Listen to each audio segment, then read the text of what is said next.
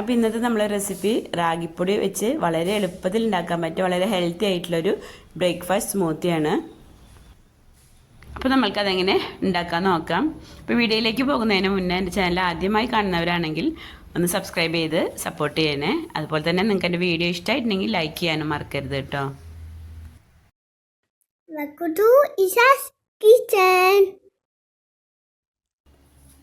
അപ്പോൾ ഇന്ന് നമ്മൾ ഉണ്ടാക്കുന്നത് ആപ്പിൾ റാഗി സ്മൂത്തിയാണ്. അപ്പോൾ അതിന് വേണ്ടിയിട്ട് ഞാൻ 3 ടേബിൾ സ്പൂൺ റാഗിപ്പൊടി എടുത്തിട്ടുണ്ട്. ഇത് നല്ലൊരു ഹെൽത്തി ബ്രേക്ക്ഫാസ്റ്റ് ആണ്. അപ്പോൾ ആദ്യം നമുക്ക് അതൊന്ന് കുറുക്കിയെടുക്കണം.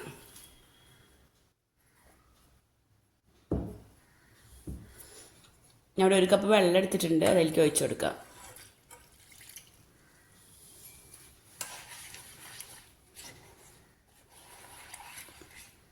അപ്പോൾ കട്ടയില്ലാതെ പൊടിയൊന്ന് നമുക്കൊന്ന് കലക്കിയെടുത്തതിന് ശേഷം നമുക്കിതൊന്ന് കുറുക്കിയെടുക്കാം.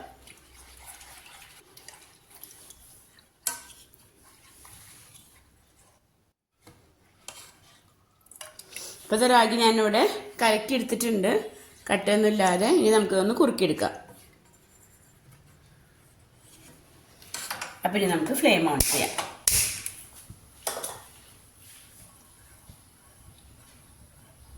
ഈ ഒരു രീതിയിൽ നമ്മൾ സ്മൂത്തി ഉണ്ടാക്കുകയാണെങ്കിൽ കുട്ടികൾക്കൊക്കെ നല്ല ഇഷ്ടമാവും കേട്ടോ.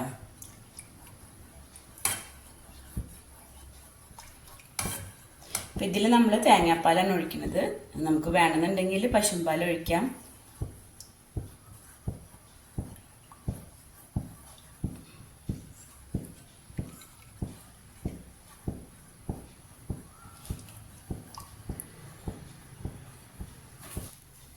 അപ്പോൾ അത് നല്ല കട്ടിയിൽ കുറുക്കിയെടുത്തിട്ടുണ്ട്.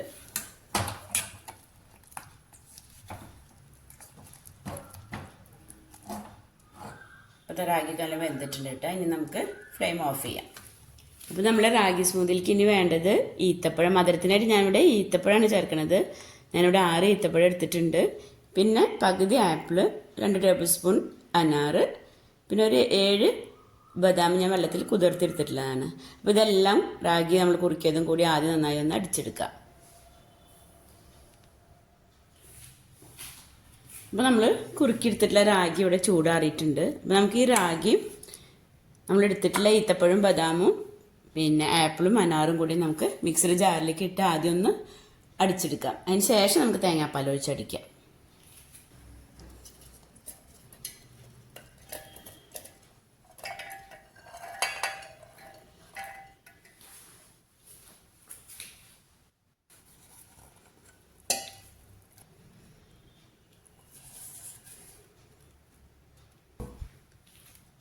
അപ്പോൾ ഞാനിതൊന്ന് അടിച്ചെടുത്തിട്ട് വരാം കേട്ടോ.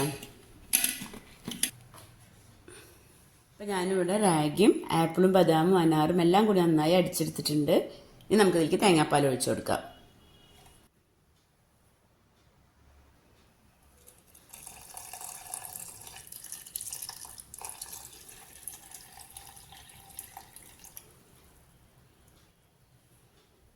തേങ്ങാപ്പാൽ ഞാൻ മുഴുവൻ ഒഴിച്ചു കൊടുത്തിട്ടില്ല കേട്ടോ. ഇനി നമുക്ക് നോക്കിയിട്ട് വേണമെന്നുണ്ടെങ്കിൽ ഒഴിച്ചു കൊടുക്കാം.